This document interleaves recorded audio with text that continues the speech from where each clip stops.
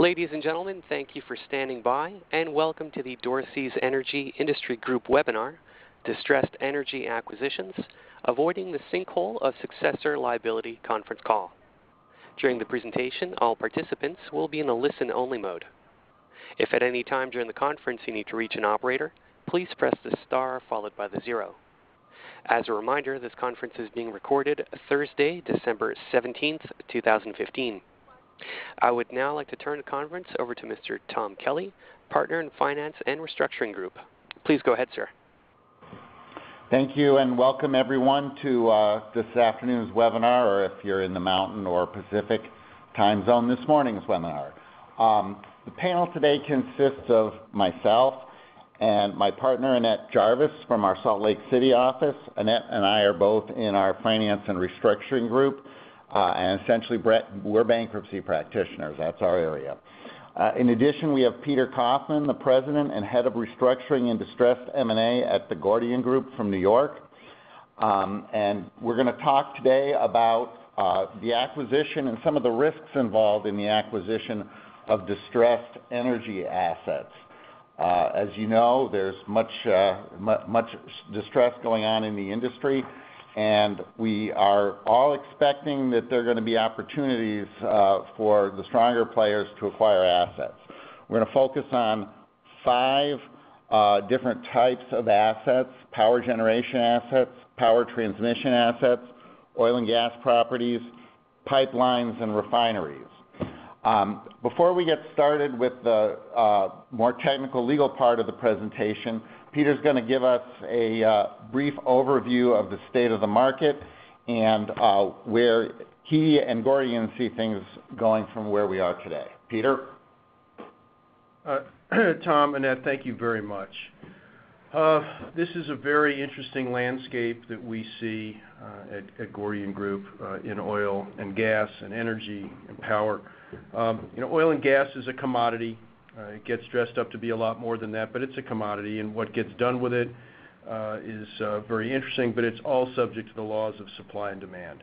And it doesn't make a lot of sense to us as financial engineers to see a commodity, business in it that's got a commodity, to be wildly over-leveraged. But that's what's happened to an awful lot of companies in the oil and gas business. Like many businesses, they have short memories, and they're very over-levered when prices drop. And everyone thinks the sun will come out tomorrow, but prices have dropped precipitously, and who knows where the end is. Meanwhile, oil and gas companies, their mantra continues to be drill, drill, drill. Just get us some more money so we can, drill our way out of this. They've been pretending that life isn't so bad for about a year now, because most of them, remembering the 1980s, have hedged pretty well. But those hedges are either running off, or they're going to run off soon, or they're going to run off fairly soon. And that's when you're going to see some real excitement in this space. I'll give you an example, real-life example of what is and isn't happening now is Quicksilver Resources. It's a pretty big company. It's got about $1 billion in assets and a couple billion in liabilities. It's an independent E&B company, headquartered in Fort Worth in Alberta. It filed for Chapter 11 in March, and it filed for Chapter 11 in a way that professionals like Tom and Annette and I don't like to see. They filed to find a solution rather than filing for bankruptcy to implement a solution. What we do at Gordian with companies like this, we solve complicated problems. Bankruptcy is a venue.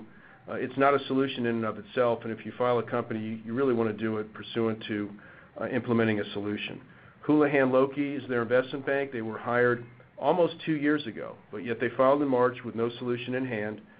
In September, they said they were going to market and sell their assets and try and do it through what's called a 363 sale. We believe they've been trying to get this sold for a very long time. And bid procedures are due in January. Who knows if, as, and when there's going to be an auction, because to date there is no stalking horse or lead bidder that's been identified. And that is consistent with how that's a microcosm of how we're seeing what is and isn't happening in the business right now. Pundits will tell you there's especially midstream, there's an awful lot of activity, but midstream, 90% of the total deal value in midstream in the third quarter were mega deals: Schlumberger, Royal Dutch, Energy Transfer. And these deals are being done by large, best-in-class, well-capitalized companies that can afford to be bold. The midstream sector, which includes pipeline companies and other suppliers, has seen a real high concentration of deals. All the parties around the table right now are either getting hurt or crushed or sitting on the sidelines. Regulators are getting increasingly discomfited by the leverage and over-leverage of senior secured lenders, and in fact are telling regulated entities that if they're going to put more money in, they've got to look at the whole capital structure, not just their senior secured piece. The banks have been giving companies a fair amount of time and leeway because what's their alternative? Force them to market and end up like a Quicksilver with no bids. Bondholders are getting crushed, and of course shareholders, a constituency that at least Gordian Group likes to look out for in these situations, is certainly looking up against it unless they take bold and creative steps. So that is a little bit of a summary, some statistics. There were no oil and gas IPOs in the third quarter. Follow-on equity offerings plummeted 56% over the year prior. A high yield and investment grade issuances and debt in the sector fell by about 75%. So there's a contraction in the availability of capital, and it encourages companies with heavy debt loads to merge, to sell, to restructure, to delever, and potentially do it in connection with bankruptcy if they have to do it. Now, midstream companies are favorite targets because they're seen as a good way to bet on the rise in drilling in North America without taking commodity price risk, or at least that's the thesis. So shale oil fields rely on oil and gas pipelines to transport their production. Volumes from onshore oil fields have grown even as energy prices have gone through boom and bust. So that's the overall thesis. But I'm certainly not sitting here today saying that depressed commodity prices have bottomed out. And you could see a lot more assets up for sale, and maybe with no bidders, or certainly with prices that a year, 18 months ago, sellers would have laughed at. Without access to the outside capital, E&P companies' balance sheets are too banged up to make new purchases, and as their market caps have fallen, share deals become problematic. And they hesitate to participate in M&A at this point because they don't want to sell their assets at fire sale prices, and they want to use their available liquidity and cash if the downturn continues.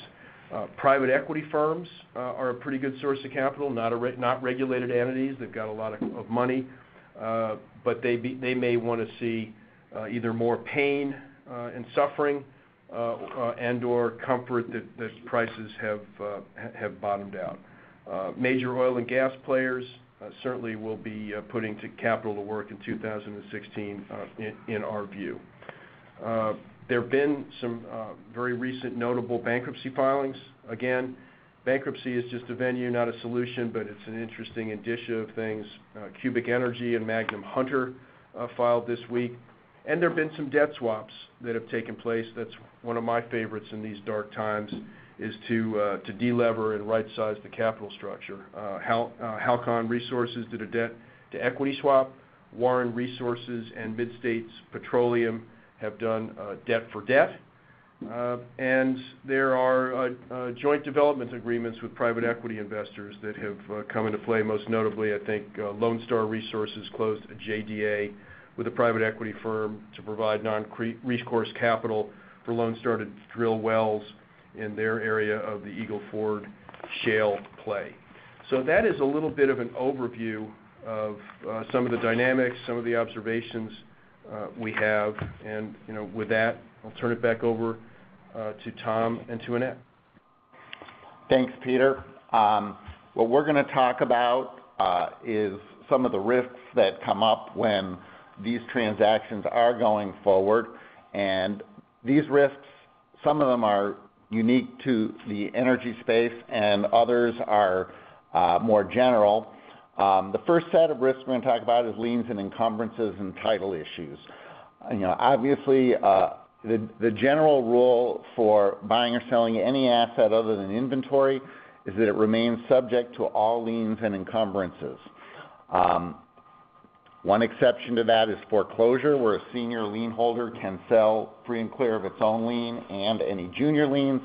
And the other exceptions are bankruptcy and some of the state court alternatives, receivership, and assignments for the benefit of creditors.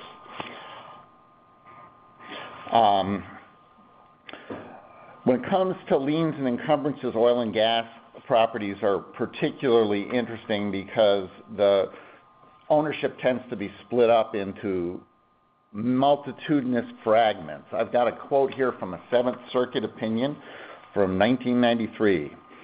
In attempting to convert dreams of black gold to hard cash, aspiring capitalists split the property interest in oil into more fragments than the atom or the rainbow. I don't know if that's literally true, but certainly when you're looking at buying any oil or gas properties, you've got to look at what it is you're being offered to sell and what the competing interests are. And we've outlined here on slide 6 some of the different interests that are frequently encountered in the oil and gas industry. One of the things that was interesting for me about putting this together was I learned some things I hadn't known before, one of which is what a farm-out agreement is. A farm-out agreement is an agreement to assign an interest in acreage in return for drilling on that acreage. So one party who owns the acreage and perhaps has a lease that requires it to do some drilling will hire somebody else to do the actual drilling and make a deal to further divide up the ownership interest in exchange for the services rendered. Just an example of how complex these things can be, and one of the things we'll talk about as we go through this is the ways in which you can address these complexities through bankruptcy and otherwise. Annette? In the power industry, actually, there's some similar problems because there has been a proliferation of co-ownership interests in the power generation and transmission assets. So as you're looking at those assets, obviously the owner can only sell what it owns, and the owner may be a co-owner with operating rights or non-operating rights. And so those need to be carefully reviewed. There also can be some impediments in the operating agreement with respect to the transfer of rights of the co-owner. And there are tools in bankruptcy that we'll discuss later that can help ameliorate those issues and render those interests transferable. The big enchilada in terms of successor liability, not just in the energy industry, but in general, is liabilities associated with employees and retirees. And the reason for that is because the federal courts over the years have adopted a different test for successor liability than that which applies in most contexts in state court and also in federal court outside of the labor and employment context. One area where this is a problem is ERISA and pension plans and health care plans in general. The federal courts have held that purchasers of assets outside of bankruptcy are liable for sellers' delinquent ERISA contributions when there is a quote-unquote substantial continuity of operations between the buyer and the seller and when the buyer had notice of the delinquent obligations. What that means is almost all of the time, because if you're buying any kind of ongoing business, you're going to want to continue the operations at least substantially, and if you do any due diligence, or if you just read the public filings, you're likely to know of the problems with ERISA contributions. So the issue when you're looking at an asset or looking at an acquisition that involves an asset that is an operating business with defined benefit pension plans is what is out there that you can't get away from in a way that you ordinarily can get away from liabilities. Bankruptcy does provide an alternative for dealing with these liabilities in some circumstances. but the case law is not clear. We've cited a couple of the leading cases that come down on opposite sides of the question of whether you can buy free and clear of this successor liability for ERISA obligations. Another problem that's in the labor and employment context is collective bargaining agreements.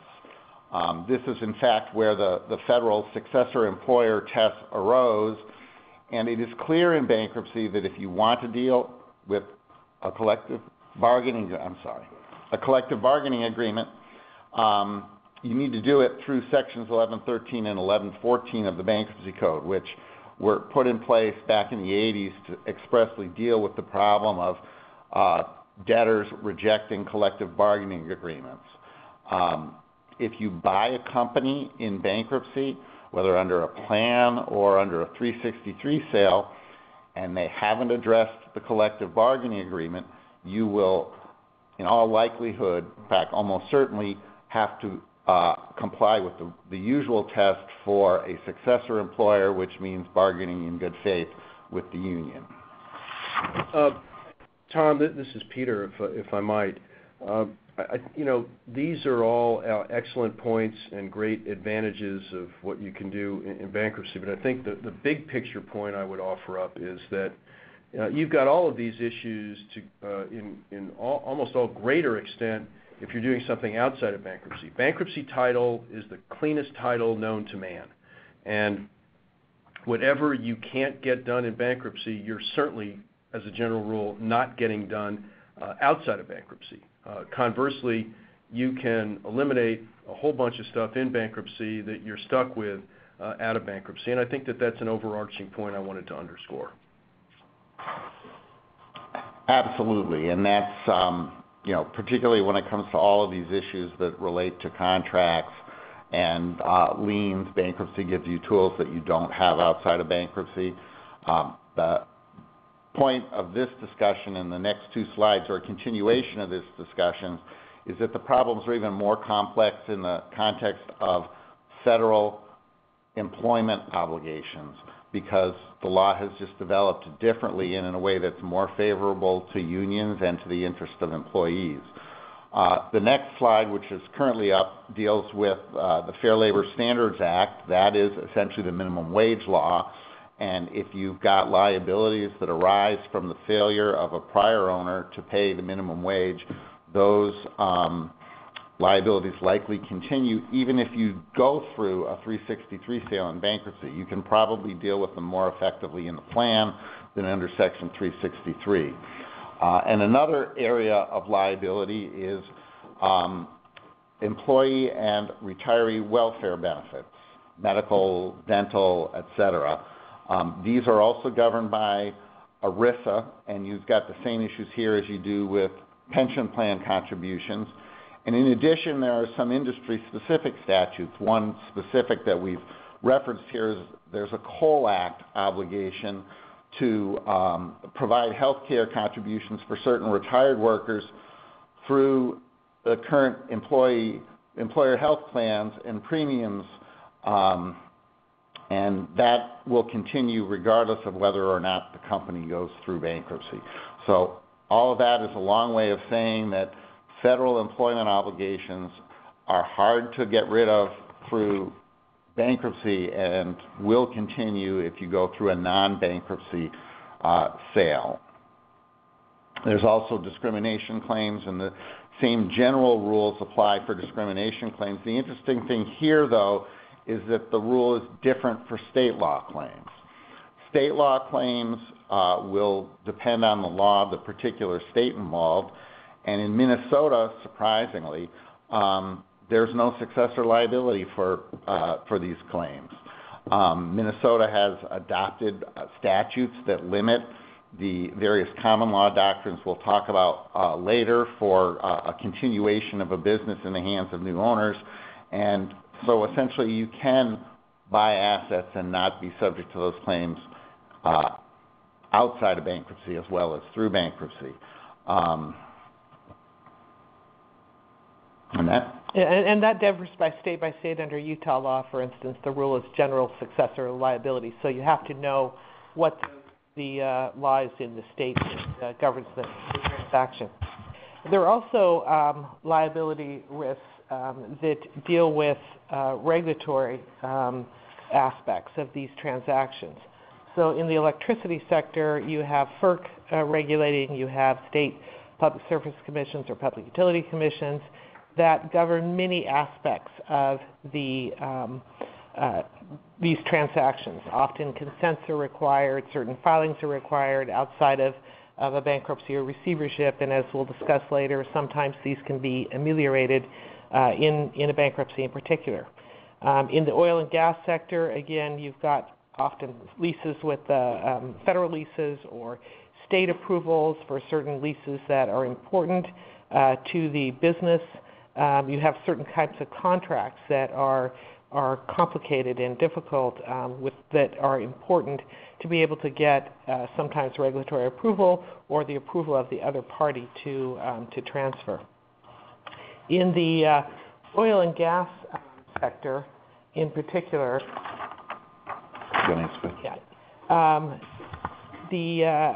because they're frequently divided into many different kinds of interests. One question that comes up is how to characterize those interests under bankruptcy law. And if you kind of need to figure that out up front as to looking at your strategy for the transfer of these interests. So one question that's come up is a working interest an executory contract or unexpired lease under bankruptcy law? If the working interest is an executory contract or unexpired lease, then you have to transfer it pursuant to Section 365 of the Bankruptcy Code, which is different than if it's a non-executory contract, just a property interest, which you would transfer under 363 of the Bankruptcy Code. So going into this, you have to make sure you understand how the interest will be characterized. If you look at the definition of whether a working interest is an executory contract or not, as in most things in bankruptcy, it's not entirely clear. But there are kind of two ways that it's looked at. One is a definition of what it is characterized under the applicable state law. So while bankruptcy determines what you can do with property that under the jurisdiction of the Bankruptcy Code, federal bankruptcy law does not determine what the property rights are that go into the bankruptcy estate. Those are determined by state law. So the first thing you look at is whether under state law it qualifies as a leasehold interest.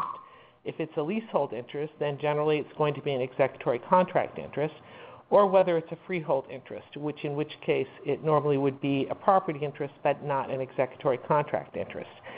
The second thing that you look at is what is the status of the two parties to the contract, to the working interest. Courts look at, generally adopt, although there is some variations on this, the countryman definition of looking at whether a contract is an executory contract.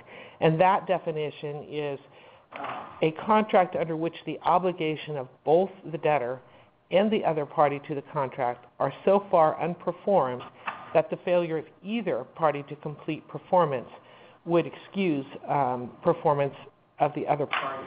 So you look at both sides of it. Both have to have material obligations still to perform. In many cases, you will look at these interests, and in fact, usually the non-debtor side, their only obligation is to pay money. They've already done that. That would not be an executory contract.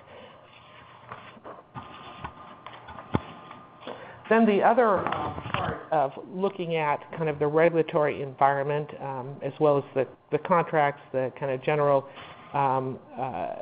control that regulatory agencies can have over these types of assets, is the surety bond requirements. Because normally outside of bankruptcy, outside of receiverships, you have to comply with numerous surety bond insurance requirements, and under state and federal law, those normally would have to be complied with. Another area that is a major concern from the perspective of purchaser is environmental liability and cleanup obligations. And environmental liability and cleanup obligations come in two principal forms. The first is simply liability, frequently secured by a lien on the property for things that have happened in the past that have been addressed. And under CERCLA, which is the primary law for this area, essentially the government can get a lien on an owner or an operator of a facility where hazardous materials were disposed of. And in addition, if they were disposed of from a vessel, you can get a maritime lien. And if somebody benefited from a prior cleanup that the government did, you can get what's called a windfall lien. And essentially, these are liens to secure monetary obligations owed to the government. And the good news is that those you can largely deal with through bankruptcy. A CERCLA lien is obtained, I'll back up here a second. A CERCLA lien is obtained when the government incurs the cost for a corrective action and provides notice to the property owner.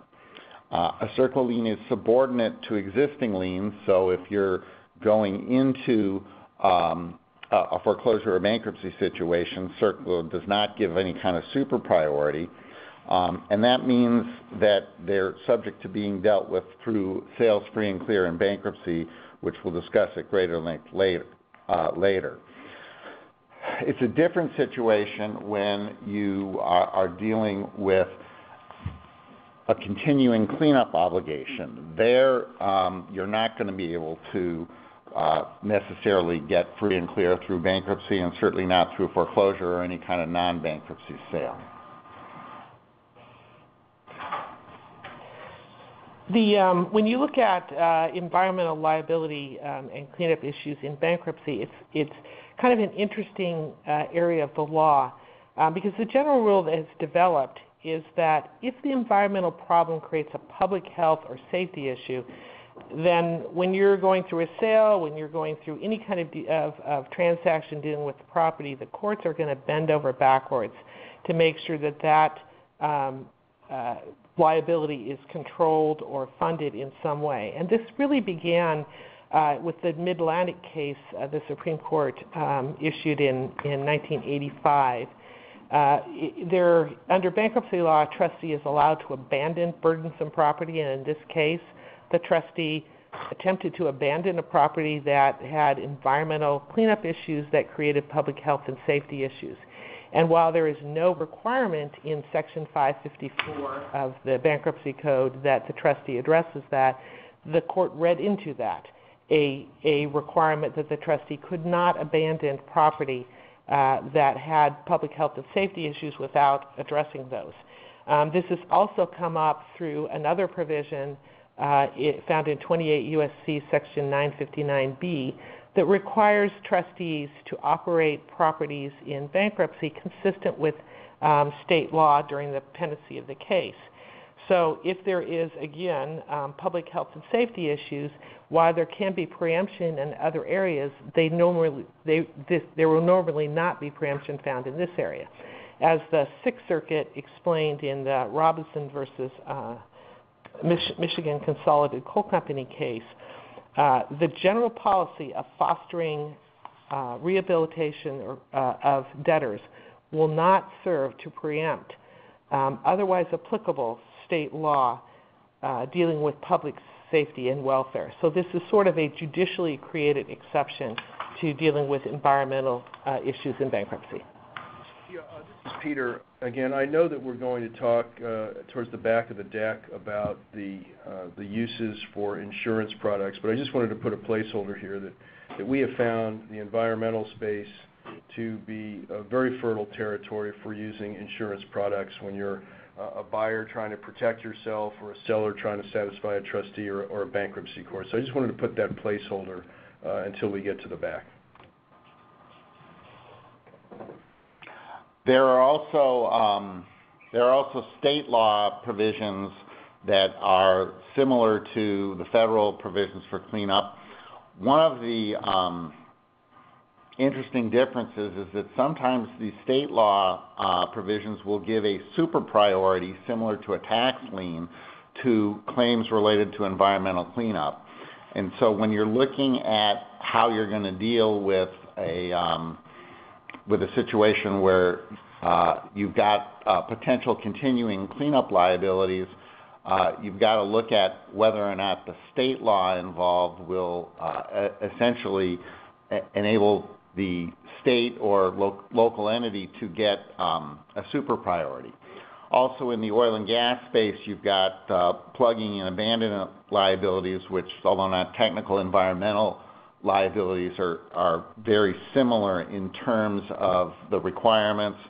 And we've got a citation in the materials to the Texas statute. That's going to be a state-by-state requirement, and you're just going to have to be familiar with what's required. Any property that you buy, you're going to have to be prepared to deal with those liabilities. Then there are just general liabilities of the company that you're acquiring assets from. And if you do an asset acquisition, the general rule is that you're not going to assume these liabilities. However, the general law on successor liability does vary from jurisdiction to jurisdiction, so you need to make sure you understand what the rules are under the state law or federal law that controls. There are generally 4 exceptions to the result that a purchaser of assets does not become a successor on liabilities, and that is the acquisition, if the acquisition itself assumes those liabilities. So that's completely something up to negotiation between the parties. The second would be if the acquisition is really a fraudulent conveyance to escape liability for the debtors, for the debts of the predecessor. So in some cases, there are transactions done which are specifically designed to avoid successor liability. And in particular, on that front, any transaction where the prior owner ends up with a significant ownership stake in the new entity is going to be looked at very carefully for whether or not it is actually a fraudulent conveyance rather than a legitimate transaction. Yeah, insider transactions are always going to be subject to strict scrutiny by the courts. The third is if the transaction actually is a merger, obviously then there is liability for the general liabilities of the company acquired. And the fourth would be if the acquisition results in a successor becoming a continuation of the predecessor. Sometimes that is also called a de facto merger doctrine. And those, again, the requirements for that differ a little bit from state to state. The general rules are you find continuation, and again, this is usually these insider-based transaction where there's a transfer of the assets, often for less than adequate consideration, to another corporation which just continues on with the business as if there is no change, and where at least one common officer or director is between the two corporations, so again, an insider transaction, and the transfer renders the transferor incapable of paying the debts. So in essence, the transaction separates the assets from the liabilities. And there are some differences under state law, and under Utah law, for instance, it's a little stricter standard because it does require a common identity of stock, directors, and stockholders, and the existence of only one corporation at the completion of the transfer. So it requires more of an overlap than may be required under other state law. As I mentioned earlier, under Minnesota law, there is no de facto merger doctrine that was addressed by statute in 2006. So in Minnesota law is your governing state law. You don't have to worry about this general continuation approach. You still got to worry about actual fraudulent transfers or actual mergers, but the common law in this area was repealed by statute, and every state's going to be a little bit different in that respect, so it's very important to focus on which state law may govern successor liability and whether under that state law You've got a liberal test that allows for successor liability, or a more conservative test such as Utah has that is restrictive, or if you're very lucky, a law like Minnesota's, which doesn't permit it at all. We'll move on, Annette. I think as everyone should be aware, there are two basic ways of structuring acquisitions. There's the entity sale and asset sale. Entity sale generally involves the assumption of all the entity's liability. Now, in a normal transaction, this can be alleviated with reps and warranties, indemnities. But when you have an insolvent seller, or a seller that has substantial financial distress, reps and warranties, indemnities are usually worthless. So you cannot rely on those, because if there's nothing to back them up, they don't provide any protection for the buyer. Holdbacks, where you hold back from the purchase price, is a way to ensure that there is some way to back up reps and warranties.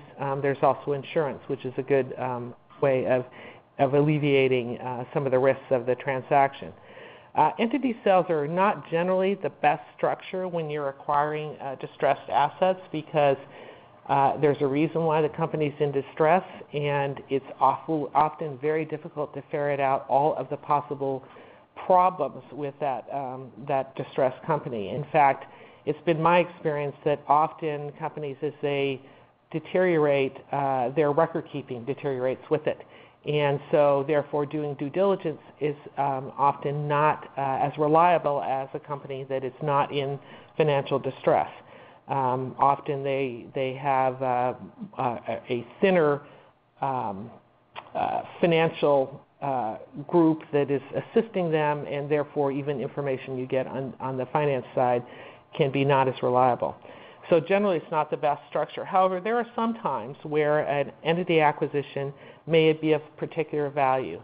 And if that is the case, really the only way to acquire an entity is through a Chapter 11 plan that can deal with liability concerns and give you a fresh start with the entity.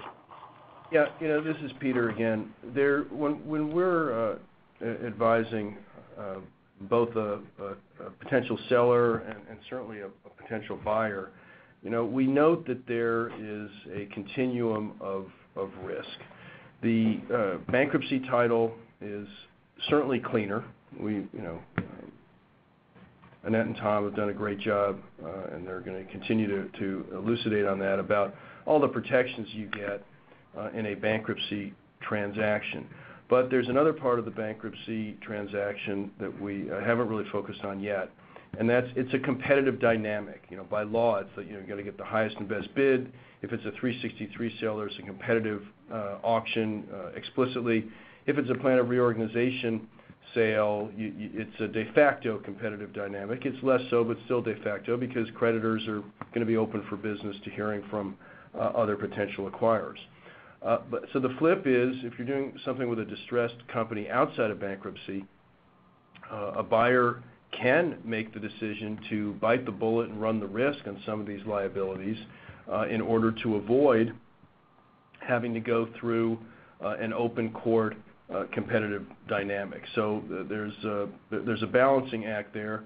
I'd say, by and large, especially as you get into pricier potential transactions, both buyer and seller, certainly buyer, would much prefer a bankruptcy transaction with cleaner title and run the risk on the competitive dynamic. But we've certainly been involved in situations where it's been the reverse. And we will get to this in a few minutes, but one of the reasons why there have been a lot more interest in using some state court alternatives to bankruptcy is you can get some of the protections that you can in a bankruptcy through those processes, but without the same level of publicity and without the same strict requirements for competitive bidding that apply in a bankruptcy case. And also it's usually cheaper as well, because you do have in a bankruptcy, the estate has to fund professionals, and usually a creditors committee and their professionals, so it can be quite costly. So as you look at that as an option for acquiring distressed assets, that has to be factored in. But where it's appropriate to stay out of court altogether, the general rule for an asset sale as opposed to an entity sale is that the buyer of assets does not assume the seller's liability unless it agrees to do so. There are exceptions to that. We've spent most of the last 40 minutes or so discussing what those exceptions are. But as a result of the general rule, an asset sale is generally a better option than an entity sale when acquiring distressed assets. Due diligence on the assets to be acquired, though, is of paramount importance because you do have to be aware of any liabilities that you may not be able to escape under the general rule, as we've discussed. And as Annette mentioned a few minutes ago, the records of an entity in a great deal of distress may be far less well kept than an entity that's performing better. So it may take a lot more work to find out what the underlying problems are than it would if you had a stronger entity that was doing appropriate reporting. Peter, did you want to address anything further before we turn to the bankruptcy sales discussion directly? No, I think that's good for now. Okay. So bankruptcy sales are, at least Section 363 sales, what they are called, is kind of another form of asset sales. As I stated, an entity sale really can't occur except under a plan of reorganization. However, an asset sale in a bankruptcy can occur under either 363 or a plan of reorganization. The major difference is a 363 sale can be done quicker. Motion, you can even get the hearing shortened if you have melting ice cube problems with your assets or other issues. Generally, however, the process will take 30 days or more, and there are a variety of ways to structure it. Plans of reorganization are a longer process. It's basically a contract that resolves all of the issues in the bankruptcy, and it's more of a 90-day process, but that's a very shortened process. Often it takes years to get through negotiating everything in a way to wrap things up. So a Section 363 sale is a sale that does allow it free and clear of any interest. Now, where that begins and ends, the definition of interest is again not completely defined in the case law. It does clearly cover liens and encumbrances. Whether it covers other types of interests is dependent on the circumstances on the court, so not clear where that begins and ends. Bankruptcy sales under 363 are generally not subject to having any kind of successor liability, with some exceptions, one mentioned being the environmental, public health, and safety issues. Sales by Chapter 7 trustees are also governed by 363.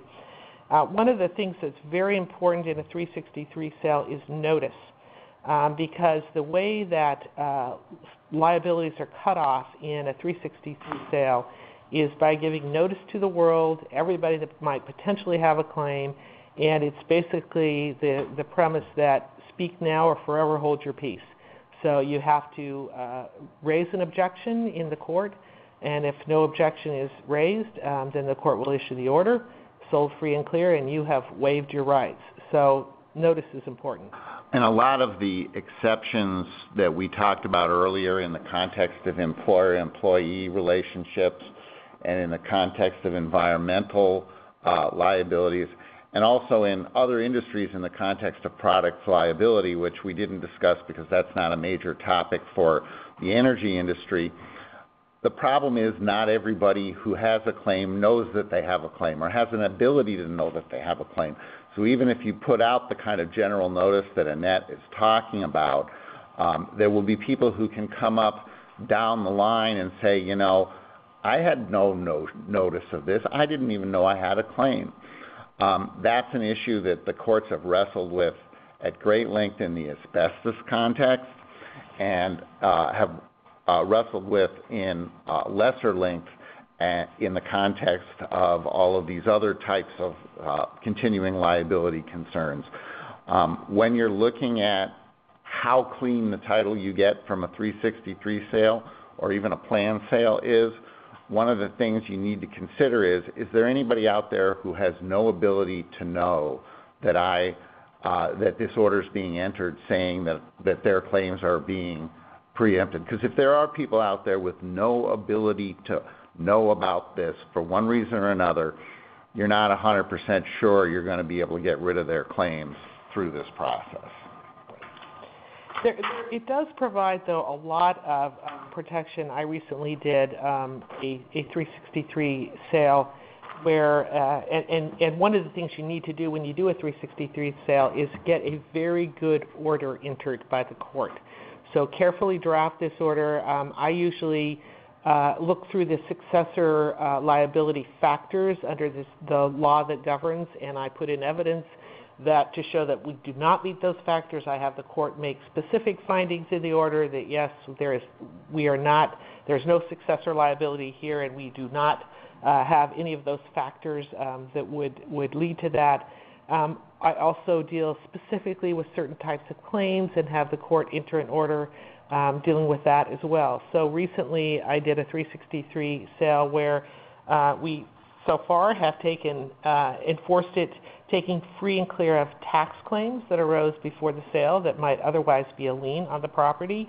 We took free and clear of some employee discrimination and other types of claims that arose pre-petition, dealt with kind of financial penalties that had been assessed by environmental agencies prior to the sale, took free and clear of those. So carefully noticing, carefully explaining, carefully drafting your order is very important, but you can cut off a lot of liabilities that could not be cut off outside of bankruptcy. Also, in some circumstances, sales under a plan of reorganization may be preferable to 363 sales. And as we'll discuss later, that is because one of the differences when you sell under a plan, it is governed by Section 1123A of the Bankruptcy Code. And that one has a provision that says, notwithstanding any otherwise applicable law, a non-bankruptcy law, the plan shall. And that's been interpreted, that'll go into, and we'll discuss this in a bit, to allowing preemption of certain laws, of certain otherwise applicable contract provisions. So it provides, in some cases, a better forum for sale. Another area where there's been a lot of development in recent years is in the law of receiverships and assignments for benefit of creditors. These are state court non-bankruptcy alternatives to bankruptcy, and parties have been interested in looking at these alternatives for a variety of reasons. One is simply publicity. When you have a sizable business that files for bankruptcy, it's going to be in Law 360. And sometimes you can do things without that level of publicity if you can do them through a state court process, or in some states an assignment for the benefit of creditors process that doesn't even involve a judicial process. Minnesota is one of the states that has adopted what I will refer to generically as a modern receivership statute. It actually governs both receiverships and assignments for the benefit of creditors, and it includes a provision that permits the sale of assets free and clear of liens with two exceptions. One is unpaid real estate taxes, because the government has to be paid. And the second is any liens arising under federal law. And that's an inherent part of any kind of state court proceeding. Under the Constitution, federal law is supreme and trumps any contradictory state law. So it's not clear whether a state court could order a sale free and clear of claims and liens arising under federal law.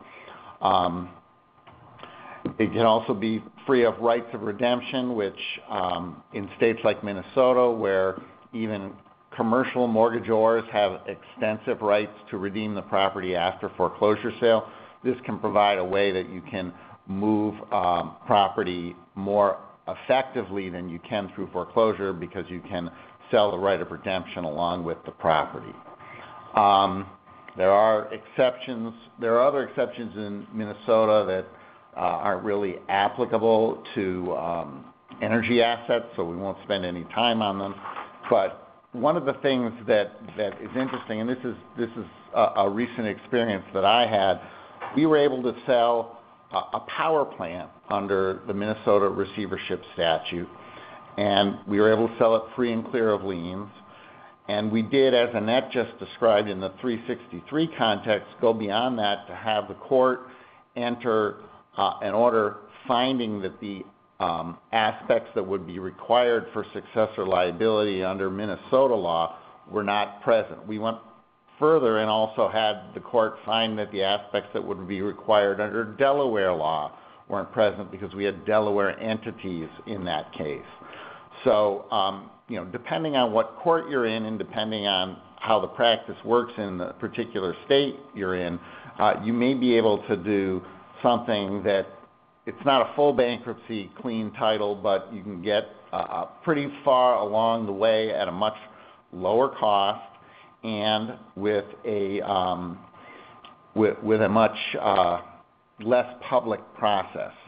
Another thing that we were able to do in that case was we were able to do the sale without an auction process because essentially the lenders were bidding in and we had appraisals that established the value of the property was less than half of what the lenders were owed, and so that there was no reasonable prospect of anyone else bidding. That's not impossible to do in bankruptcy, but it's difficult. It was easier to do in a state court context. So when you're looking at trying to deal with the various title problems that we're talking about, bankruptcy is going to be your gold standard in terms of getting clean title, but you may, for other reasons, want to look for an alternative, and in some states you can do that under receiverships or assignments for the benefit of creditors. Utah does not have a modern receivership statute, and I think it's probably the majority of states that still do not. So it is an equity proceeding. Basically, when you institute a receivership in Utah and other similar states, it's very, very important that you carefully draft your receivership order, appointing the receiver, giving the receiver powers, giving yourself the opportunity to go back and ask for an amendment of that receivership order, because it is the receivership order that governs the rules as to what the receiver can do, how the assets can be dealt with. Now in Utah we do have a 1938 case which says that receivers can sell free and clear. But again, because there is this is done court to court, and what kind of order you get, it's not as safe as when you have, like Minnesota, a statute that clearly delineates that this can be done. So possible to do it even under an equity receivership, depending on what the court will order. And the law does differ greatly from state to state. I've recently did a presentation on receivership powers in various Midwestern states, and we run the gamut from Iowa, which is like Utah. You've got old case law that dates from the first half of the 20th century, through Minnesota, which has a very modern statute, and Wisconsin, which has a somewhat older statute, but one that has been extensively used, and they've developed an extensive set of judicial precedents about what the powers are, in addition to having a good statute. So this is really something you got to focus on. What state are you in? What state can you be in? I mean, one of the things that comes up in these circumstances is you can look at both the state where the assets are located and the state where the entities are organized. And if they're different, you may have a choice in terms of which way you go on these things. It is an alternative that has advantages over bankruptcy. This slide I'm going to skip over quickly because we just discussed the issues a minute ago. But it's something to keep in mind when you're in a situation where, for cost reasons or other reasons, bankruptcy is not the place you want to be. Let's then yeah, I would just go on top of that. That if cost is the driver, then Tom and Annette are absolutely right. But if the debtor wants to have a robust process that maximizes the value, a bankruptcy sale is going to uniformly be better, I think, than an ABC or a receivership, etc. Receiverships, ABCs are great if you want to do a little bit of shucking and jiving. You know, we've done ABCs where we've teamed up with the lender and a shareholder was the buyer, and we wanted to hip check the other shareholders into the boards, and we effected something that way. So it's great for some, I'll call them machinations, and it's great if cost is the driver. It's not so great if the seller's object is to maximize the recoveries. Okay, another important thing to consider is transfers of licenses and contracts, and this can be a tricky issue as well.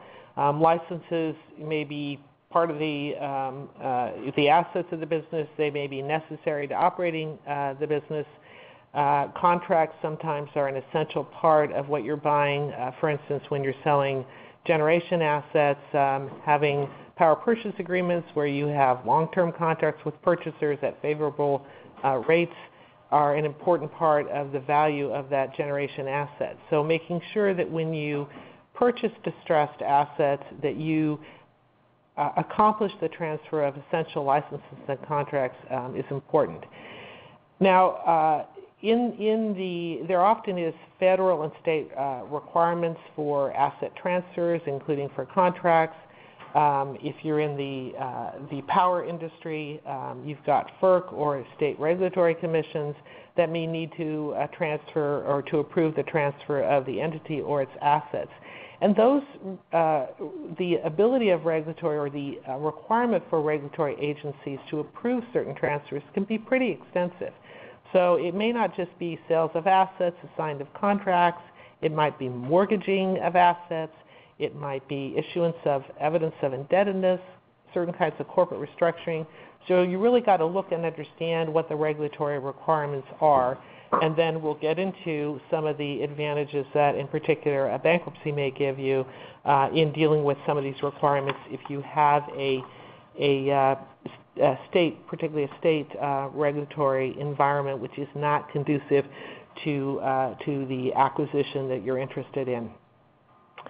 You also need to know the exemptions and the waivers, because outside of a bankruptcy, those may be affected as well. So turning then to asset sales, normally if you're not in a bankruptcy or receivership, the transferability of a license or a contract is subject to the terms of that license or contract and to applicable law. So if you have a non-assignability clause, it's not assignable. Unless somehow state law doesn't validate that non-assignability clause. So you've got to meet the requirements, and that's the only way you can transfer them. Often that means obtaining consents. Sometimes if you have lots of contracts that need to be transferred as part of the assets, obtaining individual consents is really difficult. Right. Expensive, time-consuming. Although when you have power plants and other major types of facilities that are financed on a project finance basis up front, you're very likely to have had the lenders go and get those consents in advance. The lenders will want to be sure that if they have to go through a foreclosure process, that they are able to assign those contracts. Those types of consents can be very heavily negotiated and very finely tuned, or they can be drafted in such a way that the ambiguity is big enough to drive a truck through. And so when you're looking at an asset that has a lender who has gone through the difficulty and the pain of getting these consents up front, You got to spend a lot of time looking at the consents, figuring out if the transaction you want to do is something that's covered by the consents, or whether you're trying to do something that they missed in drafting the original consent and therefore could be a problem. Yeah, this is Peter.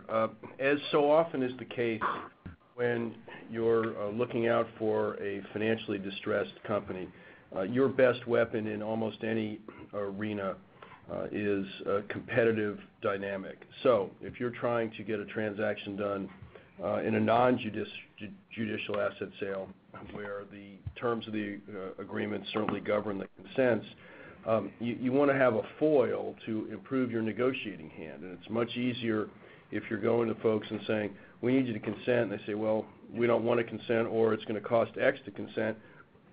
Well, we think you might like that better, what we're doing, than if we go into bankruptcy to effect this sale, in which case we believe a judge is going to say your consent is not required. And so it's very important in all aspects of these transactions for the parties around the table to understand what can happen both in and outside Chapter 11. That usually leads to more commercial outcomes.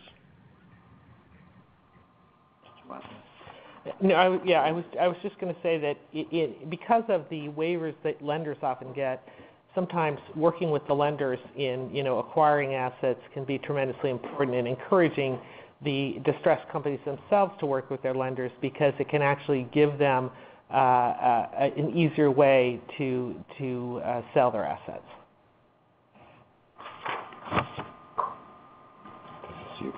Okay. Yeah. Okay, the bankruptcy sales, again, when you're transferring licenses and contracts, there is a provision under the Bankruptcy Code, Section 365, that allows for the assumption and assignment of contracts that might not otherwise be transferable under the terms of the license or the contract. So the way you normally go about assuming and assigning a contract in bankruptcy is you would do it by court order. And it either can be done individually by a motion filed, or it can be done as part of a plan of reorganization, or it can be done as part of an asset sale where you're combining transfers of assets under Section 363 of the Code and the assumption and assignment of contracts under 365 of the Code. And the advantage that 365 gives you in dealing with these transfer of contracts and licenses, 365F provides that it doesn't matter if there's a non-assignability clause in the contract. Unless you fit under one of the narrow exceptions in the Bankruptcy Code, those non-assignability provisions are going to be ignored. So it preempts the non-assignability clauses, anti-assignment clauses in the contracts, which gives you a lot more ability to deal with these contracts. In addition, you're not going to have to get individual consents to all the counterparties to the contracts or licenses, because when you do it through a 365-363 plan of reorganization sale, the bankruptcy court will enter an order, and the order will take the place of individual consents. As with other rights, it's again the principle of speak now or forever hold your peace. So you got to make sure that everyone is noticed. Court will require that they are assured the parties are noticed. If the parties are noticed and they do not object, then the court enters the order and they have waived any rights to object to the transfer of the contract. If they do object, then you have a court that can resolve that dispute as to whether the contract or license is transferable. You do have to meet the provisions of assumption and assignment under 365B. That does include, if you're assigning the contract, that the assignee has to provide for adequate assurance of future performance, so that the counterparty is protected by making sure that the contract or license is being transferred to a party that can comply with that terms. There are a few executory contracts that the anti-assignment clauses will not be abrogated. And the one that surprisingly does come up, particularly in the power industry, is that personal services contracts cannot be assigned. Normally you think of those as contracts that are where the identity of the party is essential to the contract. So, for instance, a contract to have a certain movie star star in your film, that would be a personal service contract. Interestingly enough, though, these have come up in a variety of ways, particularly in the power industry. One would be, as we discussed earlier, the co-ownership interest. If you have an operating agreement where the identity of the party is important, it could be an issue with respect to the transferability, although courts will generally interpret this exception narrowly. So it has to be something kind of extraordinary that identity is important. The other area that this has come up with is in elective cooperatives. All requirements contracts of the members of the cooperatives can be very valuable in pairing them with generation assets that may be sold. But because of the structure of a cooperative where they are both the owners and the customers of the cooperative, the courts are split on the issue, and it also depends on the exact wording of the contracts as to whether these could be personal service contracts that could not be transferable. Licenses from governmental agencies present particular problems.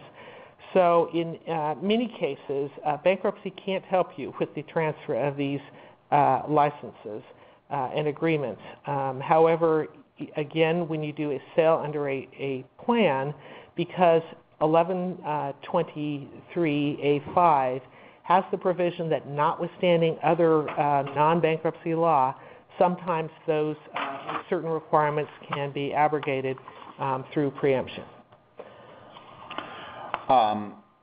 This is another area. I've told to advance the slide. Advance it.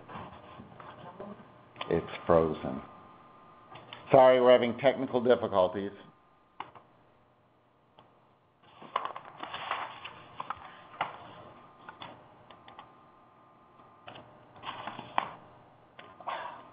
Fortunately, we have somebody here who knows what they're doing, so we fixed the technical difficulties. Again, it's possible, depending on the state statute, that you could have some ability to do some of the things you can do in bankruptcy through a state court receivership or an assignment for the benefit of creditors. In Minnesota, we do have a statute that says that for good cause shown, the court may authorize a receiver to assign and delegate an executory contract to a third party. But it then goes on to say, under the same circumstances and under the same conditions as the respondent was permitted to do so pursuant to the terms of the executory contract and applicable law immediately before the time of appointment. This really is a circular provision that puts you back in the same position you would be in a non-judicial sale, where you need to get consents to the extent the contract requires consents, unless there's some other applicable law that excuses the consent, and that does come up in some circumstances, particularly where you have obligations that are primarily the obligation to pay money.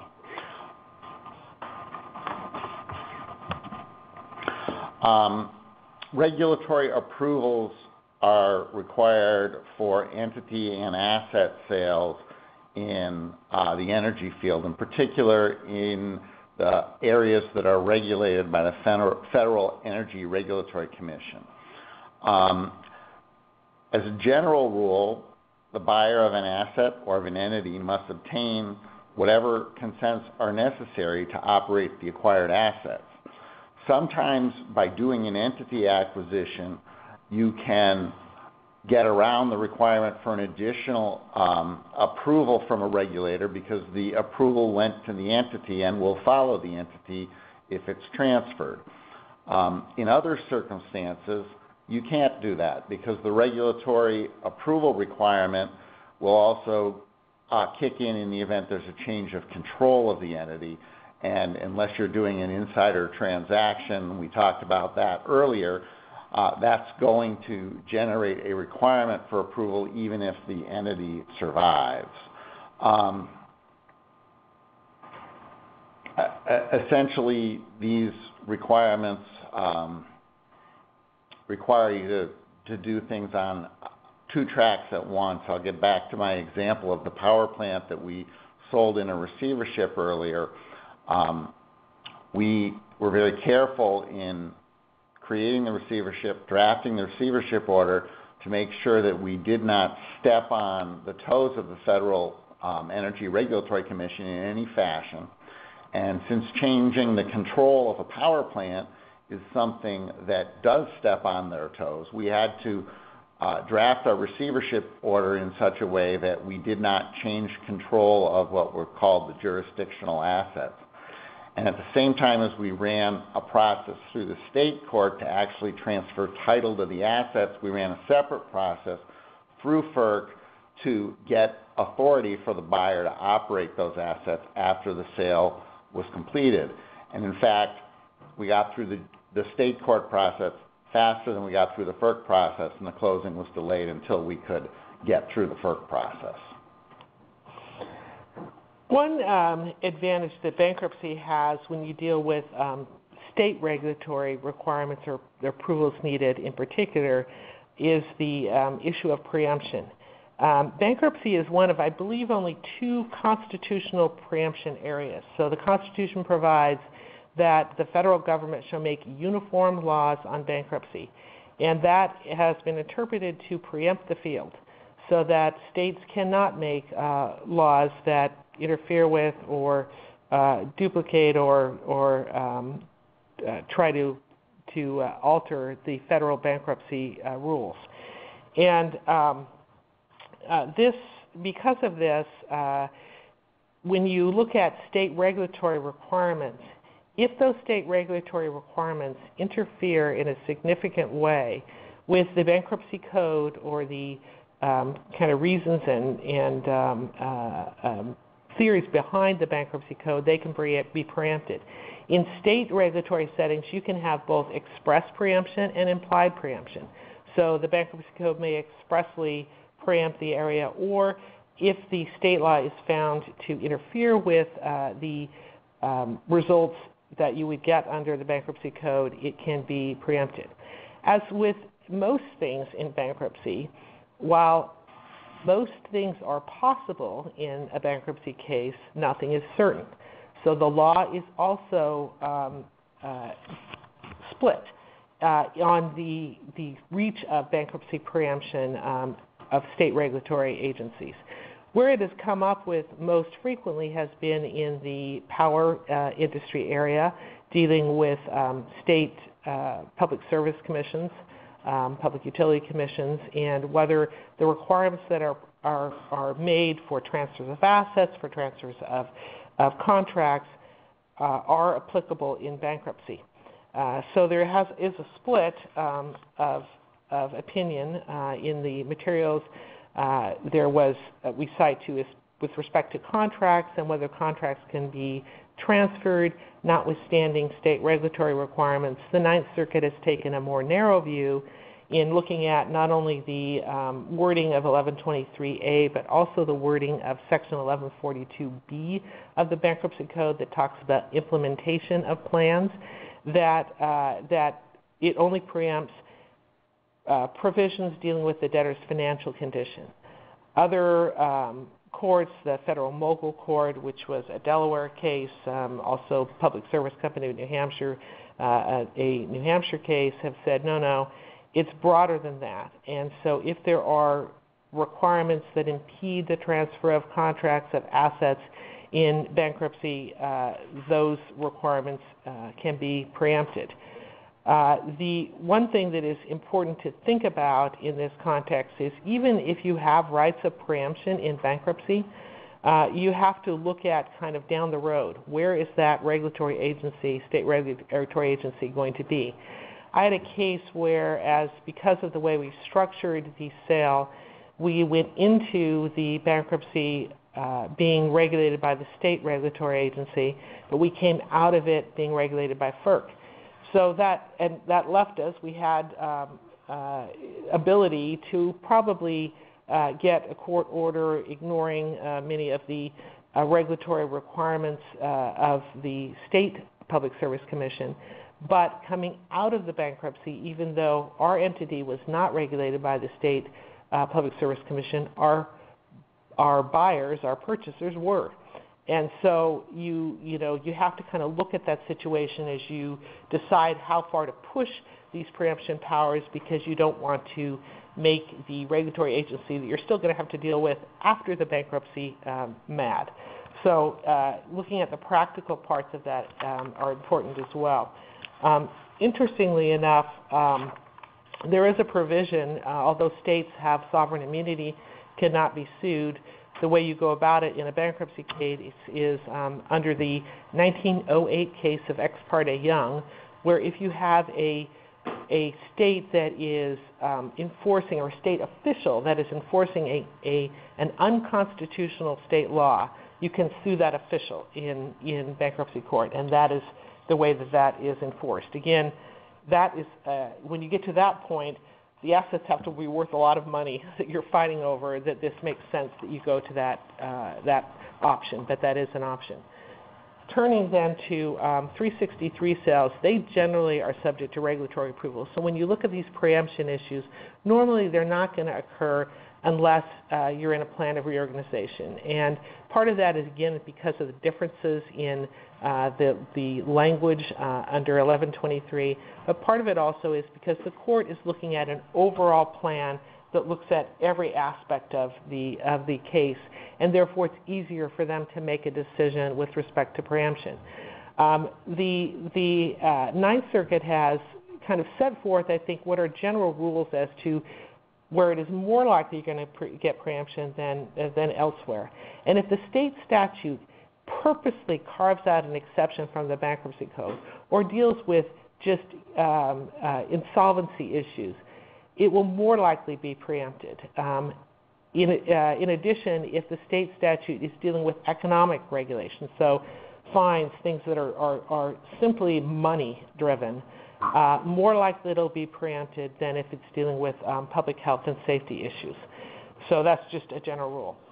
Then there is a provision in the bankruptcy code. It is very clear that rates that are set by regulatory agencies, that those cannot be preempted. That's the one area that the bankruptcy code is very clear about, that you cannot preempt rates.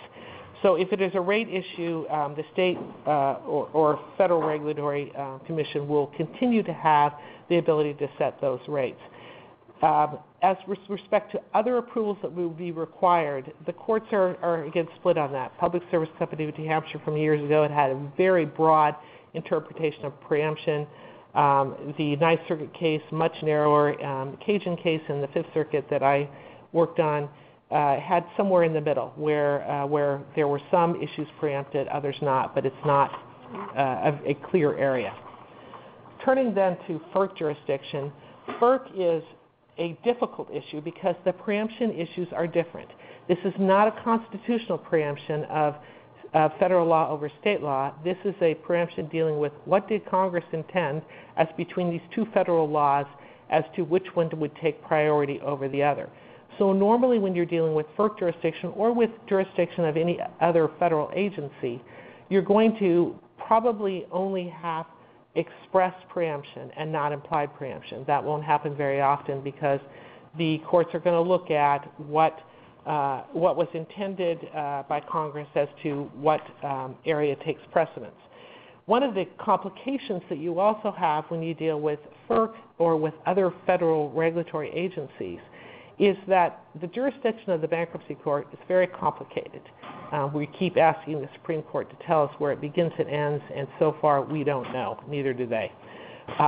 But one issue that comes up is federal district courts are the ones that actually are the parties that have jurisdiction, or the courts that have jurisdiction over all bankruptcy matters. And they refer that jurisdiction down to the bankruptcy court. However, there is a specific provision in 18 U.S.C. section 157D that says when you have an issue that requires the resolution, or for resolution that requires the consideration of both the bankruptcy code and other laws of the United States regulating organizations or activities affecting interstate commerce, then the district court is required to withdraw the reference to decide the case itself. Not as simple as it seems, though, because that only happens if the bankruptcy court sua sponte asks for that withdrawal of the reference or the parties ask for the withdrawal of the reference. So it is possible that if nobody asks and the court doesn't do it, that the bankruptcy court could decide this. But if asked, as long as there are substantial issues under both statutes that need to be addressed, the district court will have to deal with that. And the issue with that from a practical matter is that you now are in a court that doesn't understand the entire structure of the transaction that's trying to be accomplished. And so it becomes less drawn into trying to get a result of restructuring or selling assets of a company and more into kind of a pristine look at the two statutes. So, put another way, in bankruptcy court, the judges are going to be inclined to do things that help the debtor get the maximum value, help bring about a business result, whereas in federal district court, they may have other priorities. Exactly. So you're more likely to find preemption of the bankruptcy code if you're in bankruptcy court than in district court. The courts are split. The interesting thing, too, about FERC contracts is FERC, under the filed rate doctrine, you have these contracts that have been that have been established under that doctrine, regulated by FERC. And because rates are accepted out of any preemption rights, the question comes up as to whether the contracts that may involve a lot more things than just rates can be rejected in a bankruptcy case. And again, the courts are split on this.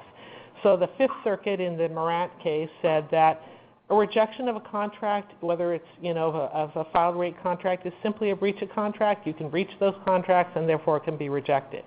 However, the district court in Calpine, which was the Southern District of New York case, said that where it deals with rates and the filed rate doctrine, the bankruptcy courts do not have jurisdiction to interfere with that, and therefore it needs to stay in the jurisdiction of FERC.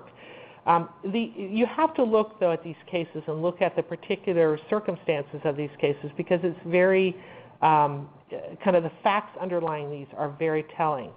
So in the Morant case, where they found they could reject, the reason that was given for the rejection was that this was a contract where they just were required to take too much power, and they didn't need that much power, and therefore they needed to get out of this contract, because it was a contract that they just couldn't continue to support. In the Calpine case, it was an issue of, well, we want to reject this contract because we think it's above market, we think we can buy power at a lower cost, and we can make more money that way. There are provisions in FERC that allow for going back to FERC when power suppliers have distressed situations, and that influenced the decision of the bankruptcy court in saying, no, if all you're doing is trying to get a lower rate, the rates are regulated by FERC. FERC will stay regulating those rates. Turning to the last topic, and we only have 7 minutes, and we do have one question we want to get to. I'm going to move through this slide very quickly. We talked at the beginning about the fact that representations and warranties and indemnities from an insolvent seller have little value. They still have value as conditions to closing, and they still have value to the extent you have a holdback or some other source of repayment, including insurance if there's a breach. But these provisions play a lot smaller role in distressed asset acquisitions than they do in normal acquisitions, because the operating assumption with a distressed asset acquisition is you're not going to be able to collect on them. That means due diligence is more important. You need to go out and identify what the problems are that may follow you, whether you intend them to or not.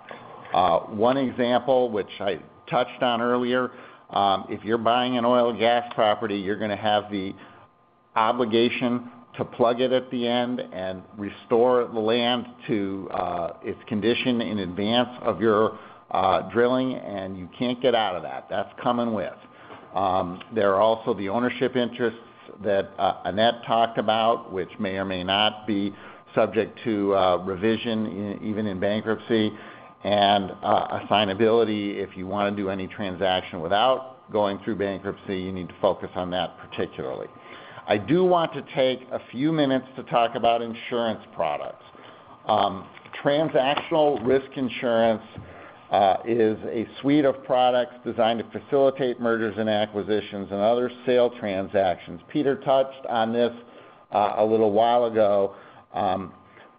Environmental is a major area where this insurance has been used. It's also available for reps and warranties, tax indemnity, and other contingent liabilities.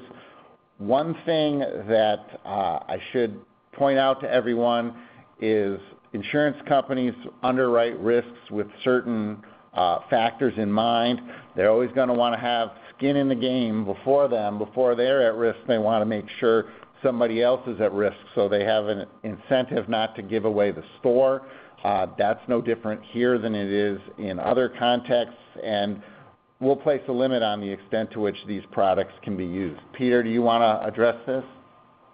No, I would only add that whatever the infirmities with the products, and you just hit on the most important one, they absolutely can act as a bridge to get something done, period, and to get something done a lot faster than otherwise might be able to get done if the product didn't exist. So we're big fans. And this is a growth area. I think the insurance companies are always looking for new business. This is a potential area of new business. At least right now they think they can underwrite these risks, and as long as they think that, they're going to be willing to give it a shot. So when you're looking at doing a distressed acquisition, look at the possibility of involving insurance as a way to bridge some of the risks that might otherwise not be bridgeable because of the financial condition of the seller. Finally, we did get one question. I want to thank the audience member who asked a question. And Peter, I'd like you to address this if you could. Sure. The question is, can you discuss the potential impact from bankruptcy activity on U.S. oil and gas production levels? Theoretically, these assets would likely be changing into the hands of stronger industry players, so couldn't you make the case that the production outlook might be better in this regard? Yeah, I think you certainly could make that case.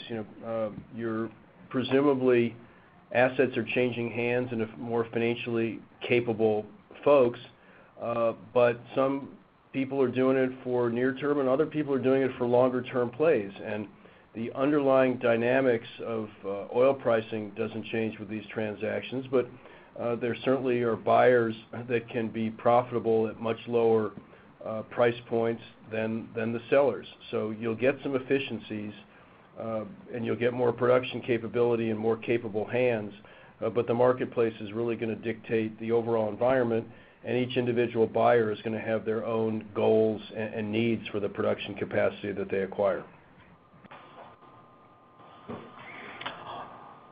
All right, that brings our presentation to a conclusion. I'd like to thank everyone for joining. Peter, thank you for participating. We appreciate your involvement, and I hope this has been helpful to everyone. Thanks very much. Thank you for including me. Ladies and gentlemen, that does conclude the conference call for today. We thank you for your participation and ask that you please disconnect your line.